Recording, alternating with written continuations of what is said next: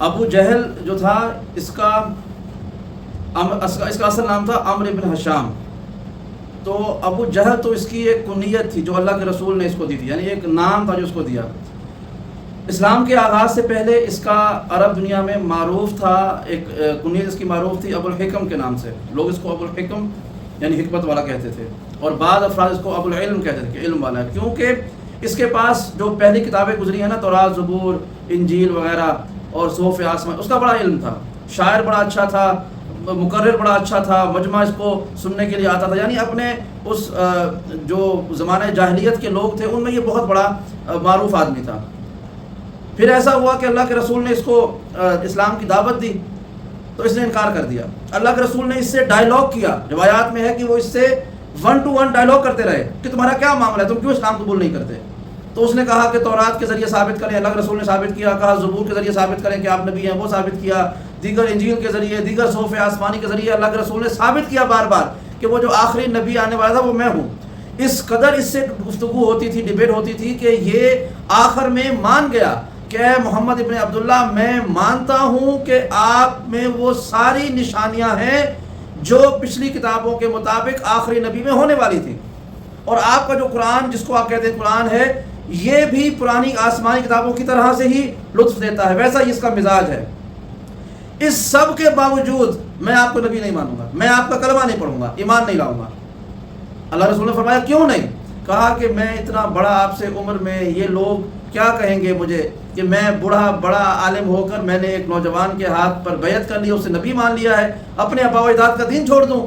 کہا کہ مجھے پتہ تو ہے آپ حق ہیں لیکن میں چھوڑوں گا نہیں، اپنا پرانا دین نہیں چھوڑوں گا، آپ پر ایمان نہیں لاؤں گا.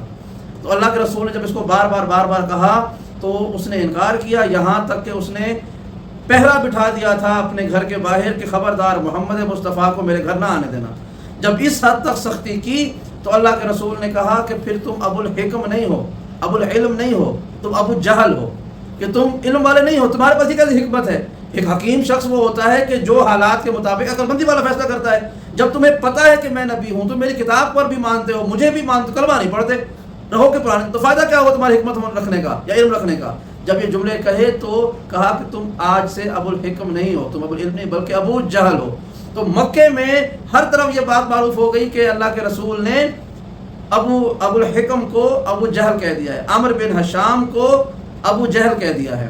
تو ظاہر ہے ایک عالم ہو، معروف خطیب ہو، لوگ بلاتے ہیں اس کو، اچانک سے اس کو گلی محلے میں سب کوئی ابو جہل کہنا شروع کر دے تو غصے میں آ گیا وہ، اور اس کے کفر کی شدت میں اضافہ ہو گیا. اس نے اللہ کے رسول کو اور تنگ کرنا شروع کر دیا. وہ آپ نے مشہور دعا سنی ہے نا، ہے تو یہ جھوٹی دعا، اس میں کوئی صداقت نہیں ہے، جھوٹی دعا ہے کہ اللہ کے رسول نے کہا کہ اے پروردگار عمرو بن حشام یا عمر بن خطاب میں سے کسی ایک کو مسلمان کر دے. یہ جھوٹ ہے. اللہ کے رسول کو کوئی ضرورت نہیں پڑی تھی کہ وہ دعا مانگے. بھئی اگر دعاؤں سے ایمان لانا ہوتا تو پھر اللہ کے رسول یہ محنتیں، جنگیں، پتھر، تبلیغ کیوں کرتے؟ دعا مانگنے سے پورا ہو جاتا. اور پھر 2 کے بارے میں دعا کیوں مانگی؟ اور پھر 2 میں سے 1 کے بارے میں دعا کیوں مانگ رہے ہیں؟ کہتے اللہ میاں تو ان دونوں کو مسلمان کر دے. اب اگر کل کو ابو جہل کہے کہ اللہ کے رسول دنیا میں اگر آپ نے میرے لیے دعا کی ہوتی تو میں بھی آپ کے صحابہ میں شمار ہو جاتا، میرا قصور تھوڑی ہے، آپ نے دعا ہی نہیں کی تھی، آپ نے 2 میں سے 1 کو مانگا تھا. تو لہٰذا یہ جھوٹی دعا ہے، اللہ کے رسول پر تہمت ہے کہ آپ کوئی تو پتھر کھا کے مسلمان ہو، کوئی صرف دعا سے مسلمان ہو جائے.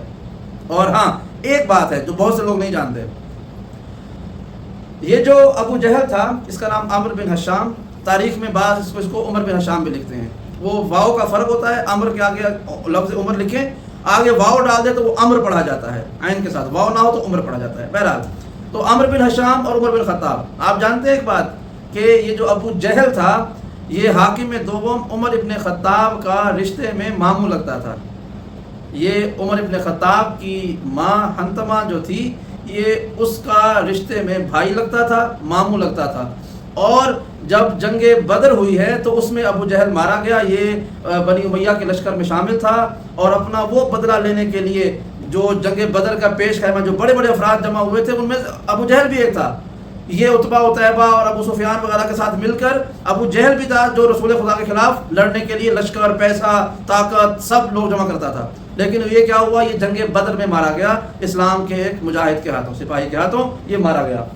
لیکن ہاں اس نے مرنے سے پہلے ایک جملہ بڑا عجیب کہا تھا. روایات میں ہے کہ اس نے آخری دنوں میں جب یہ جنگ بدر کے لڑ رہا تھا نا، پیغام ملا کون کون آیا ہے. اللہ کے رسول نے پوچھا کہ مشرکین مکہ میں سے کون کون آیا ہے، تو جواب ملا کہ عتبہ بھی ہے، عتیبہ بھی ہے، امیہ بھی ہے، اور وہ ابو سفیان بھی ہے، صخر ابن حرب یہ بھی ہے، اور ساتھ میں کہا کہ وہ عمرو ابن حشام بھی ہے.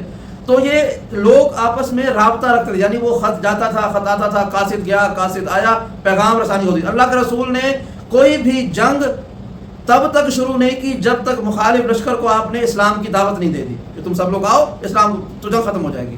خط بھی لکھوائے، خطبہ بھی کہا، قاصد بھی بھیجے کہ تم جنگ نہ کرو، اسلام قبول کر لو. تو جب ایک خط اللہ کے رسول نے بھیجا عمرو بن حشام کے نام پر کہ دیکھو تم وہی ہو جس کو میں بچپن سے جانتا ہوں، تم ابو الحکم کہلاتے تھے لیکن اپنی ضد کی وجہ سے تم ابو جہل کہلاتے ہو. اب بھی میں تمہیں کہہ رہا ہوں کہ اسلام قبول کر لو، خدا کے خلاف جنگ نہ کرو.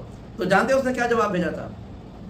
اس نے کہا تھا کہ اے محمد ابن عبداللہ، اگر میں نے تمہیں نبی ماننا ہوتا تو میں تب مان لیتا کہ جب تم نے میرے سامنے اپنے دلائل نبوت رکھے تھے، لیکن تمہیں میں نبی ماننا ہی نہیں تھا، تمہارا کلمہ پڑھنا ہی نہیں تھا میں نے.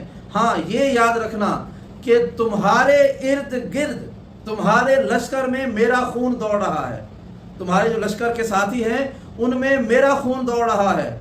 اگر تم نے یا تمہارے ساتھیوں نے مجھے قتل کیا تو یاد رکھنا جو تمہارے ارد گرد لوگوں میں میرے خون کے رشتہ دار ہیں وہ کبھی نہ کبھی تم سے میرا بدلہ ضرور لیں گے. اب ہم نے دیکھا تاریخ میں کون تھا کہ جو ابو جہل رشتہ دار ہوگا اللہ کے رسول کے ارد گرد، تو معلوم ہوا کہ وہ حاکم دو عمر ابن خطاب تھے. تو یعنی ابو جہل مرنے سے پہلے اللہ کے رسول کو یہ دھمکی یا وارننگ دے کے جا رہا تھا کہ تم اگر مجھے مارو گے تو میرے جو رشتہ دار ہیں وہ تم سے بدلہ لیں گے. اور تاریخ نے پھر ایسا ہوتے ہوئے دیکھا بھی صحیح کہ کس طرح سے ابو جہل کے رشتہ داروں نے اللہ کے رسول اور اللہ کے رسول کے رشتہ داروں کے ساتھ جنگ کر کے اپنے ماموں ابو جہل کے قتل کا بدلہ لیا.